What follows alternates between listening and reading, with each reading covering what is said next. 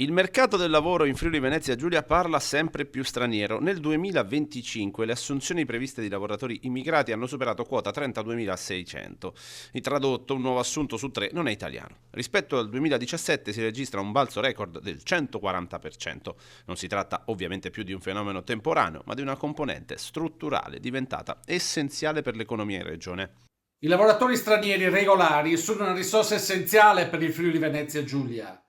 Senza di loro settori come l'agricoltura, l'edilizia, la logistica, la ristorazione e il turismo si fermerebbero o andrebbero in difficoltà, con effetti negativi sulla produzione e sull'economia. Dall'agricoltura all'edilizia fino a turismo e logistica, senza il contributo dei lavoratori stranieri, l'economia del nord-est farebbe fatica a rispettare i ritmi di produzione. Il loro impatto va oltre le aziende. Come badanti, colf, assistenti familiari garantiscono la tenuta del nostro sistema di welfare, permettendo a migliaia di famiglie in regione di conciliare lavoro e assistenza ai più fragili.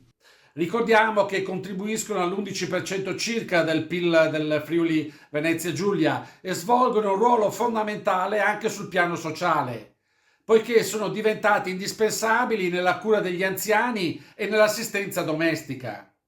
Il report smentisce il mito delle vocazioni etniche. I lavoratori stranieri si concentrano in determinati settori per logiche di adattamento e reti relazionali, non per predisposizione. A livello territoriale, Gorizia guida la classifica sfiorando il 40% di neoassunti immigrati, seguita da Pordenone. In numeri assoluti però è la provincia di Udine a registrare il bacino di ingressi più ampio.